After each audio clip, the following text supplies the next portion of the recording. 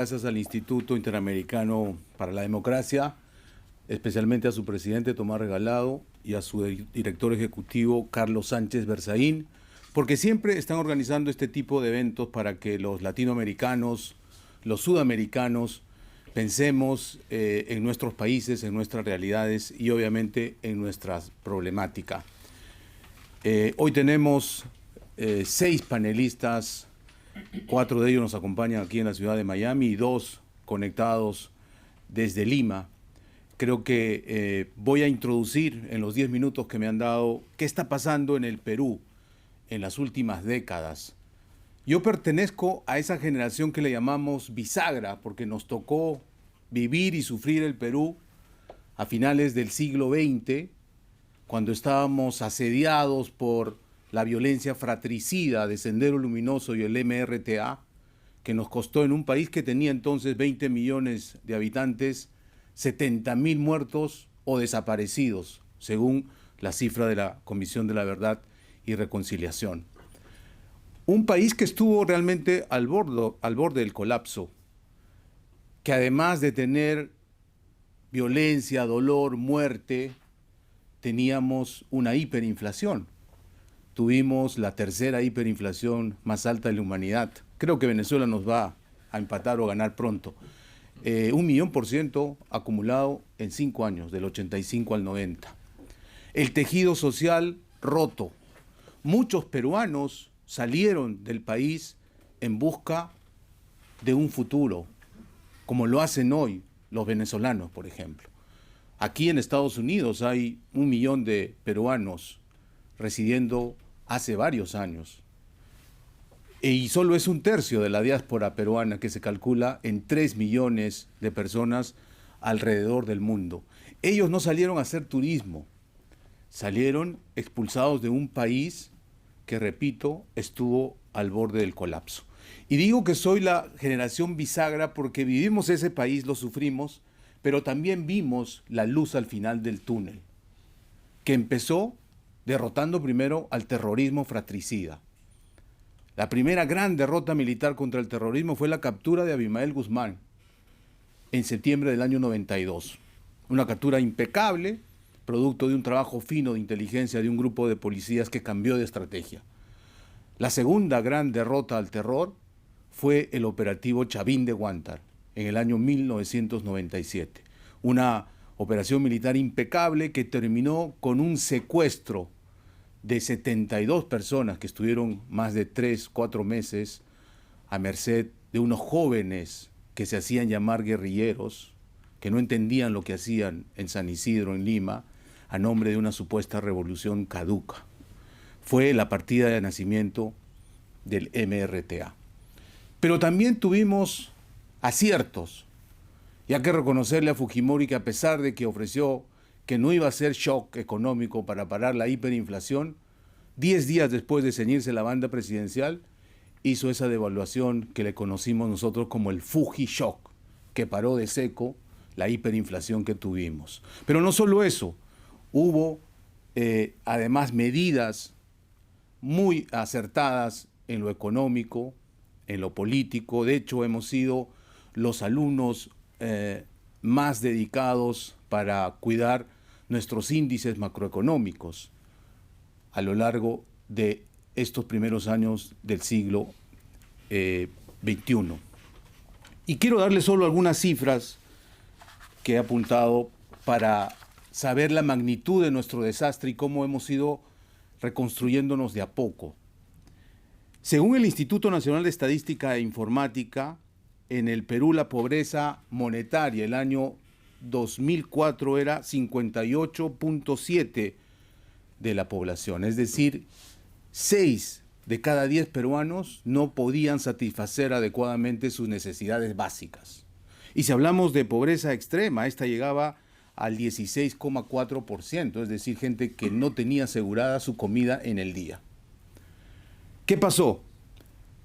15 años después, apenas 3 lustros después, la pobreza monetaria en el Perú se redujo a 20.2%, es decir, 38 puntos porcentuales, que se dice fácil en cifras y en números, pero que significó que miles de familias empezaron a tener una esperanza y un futuro en sus vidas.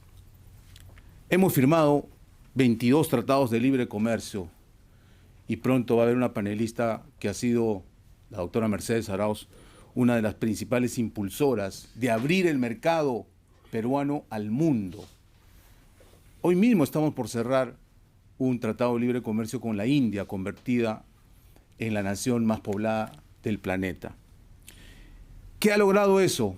Que aparte de vender nuestros productos tradicionales, primarios exportadores, como el oro y el cobre, hoy nos hemos convertido en el primer país exportador de arándanos y de uva de mesa en el mundo. Hemos superado incluso a Chile. Y somos los segundos exportadores en aguacate o paltas y en espárragos, por ejemplo. Grandes desiertos de la costa peruana hoy son tierras fértiles, produciendo vegetales de muy buena calidad y a un excelente precio. Aquí en Estados Unidos seguro que lo han visto ustedes varias veces. En suma, quiero decirles que a finales del siglo XX el Perú era, según el Banco Mundial, un país pobre, con un ingreso per cápita de apenas $1.194 por cada habitante. Hoy, o por lo menos la última medición del 2022, dice que tenemos un ingreso per cápita de $7.126 por cada habitante, es decir, somos ya un país de ingresos medios. Pero la pregunta de esta noche es, ¿qué nos está pasando en los últimos años? Porque nos hemos convertido en un país que está dando al mundo noticias que son a veces inverosímiles, ¿no? Por ejemplo, hemos tenido el golpe de Estado más breve del mundo, apenas duró 88 minutos, el 7 de diciembre del año 2022, ni siquiera lo que dura un partido de fútbol. Hemos tenido 6 presidentes en los últimos 8 años, ¿no? Es más, en el gobierno del expresidente Castillo, que felizmente duró apenas 497 días, se cambiaba un ministro de Estado cada 6 días. ¿Cómo se podía hacer políticas públicas cambiando a un ministro que no duraba ni siquiera una semana en el puesto, ¿no? Pero hay algo más. ¿Qué está pasando en el Perú? ¿Por qué estamos en esta crisis de ingobernabilidad? En esta crisis que ya está afectando los bolsillos de los más pobres.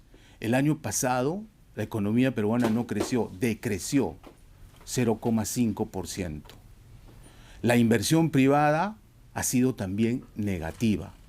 La pobreza se incrementó. Hoy estamos en pobreza monetaria, 27,5%, y algunos cálculos más reales de los economistas privados dicen que hemos pasado el 30% de pobreza monetaria. Para ya no hablar de la pobreza multidimensional, que tiene otros ratios y que estoy seguro es muchísimo más alta.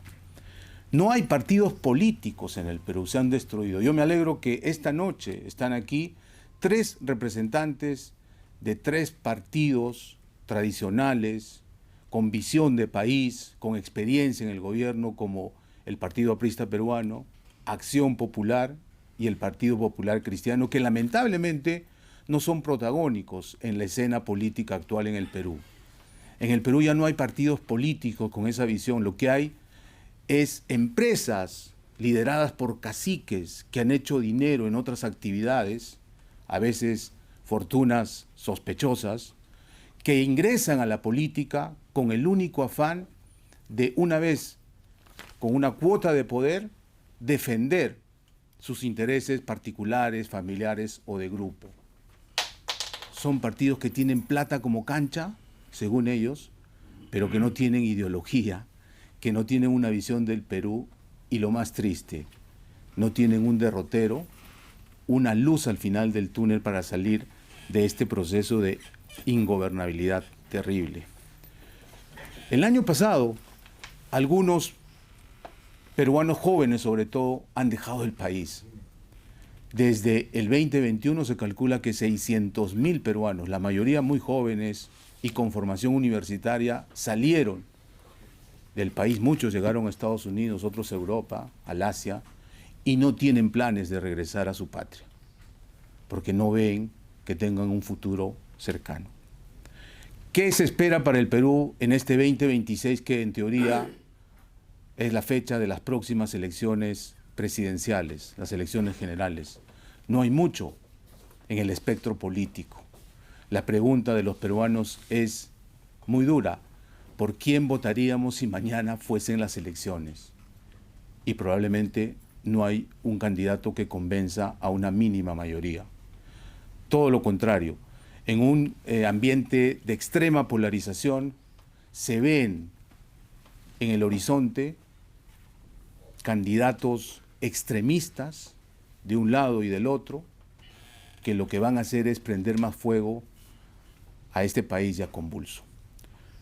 Quiero respetar mis 10 minutos, solamente... No, todavía se quedan. ¿Cuánto me falta? Se quedan 3 minutos. Ok, Y sí. además, mira la cámara, por favor. Ok, gracias. Yo de eso había triste, Quiero desarrollar esta idea de ser la generación sándwich, la generación bisagra, ¿no? Que vivió un país destrozado y que después ha gozado de este Perú que de a pocos ha ido creciendo, que de a pocos se ha ido reinsertando en el mercado mundial, que hoy presume varios de sus productos, que hoy presume su comida, su culinaria. Por lo menos tenemos, según los rankings más exquisitos, al mejor restaurante del mundo en Lima. Pero también pertenezco a esta generación que ya como padres estamos viendo que nuestros hijos están regresando a ese pesimismo que nosotros tuvimos en la década del 80 o en la década del 90 del siglo pasado. Ese pesimismo de no querer seguir viviendo en un país donde lamentablemente están regresando también las ideas retrógradas. La pregunta que nos hacíamos es, ¿qué pasa con el Perú? ¿Solamente hay un problema con los partidos políticos? Yo creo que no. También hay un problema con la administración de justicia. Y esta ha sufrido un problema tan grande como la corrupción. Se ha politizado la justicia y la política se ha judicializado al extremo. Se usa las detenciones preventivas como moneda diaria cuando debiera ser el último ratio. Lo único que se ha hecho es instrumentalizar un gran sector del Ministerio Público y del Poder Judicial para derrotar al enemigo o al rival político que no pudiste derrotarlo en las urnas. Además de ese problema grave, que es tan grave como la corrupción, creo que también como sociedad no hemos podido derrotar en la batalla definitiva a Sendero Luminoso y al MRTA, en la batalla ideológica. Si bien capturamos a Abimael Guzmán en el 92 y este sujeto ha fallecido el año 2021, sus ideas todavía están en un sector de la población peruana, especialmente en los jóvenes. Por eso que están pidiendo amnistía general para liberar todavía algunos de sus líderes presos y están pidiendo cambio de constitución, como si la constitución de manera mágica cambiaría de un día para otro la realidad de nuestro país. Digo que han tenido éxito esta estrategia diseñada por el mismo Abimael Guzmán de cambiar la guerra armada por inocular estas ideas en los colegios, en las universidades, a gente joven. Hace poco, la policía ha capturado a varios exsenderistas en un trabajo proselitista con niños de 7 años. Muchas gracias, estoy seguro que los 6 panelistas nos van a dar luces para este diagnóstico que he dado. Gracias.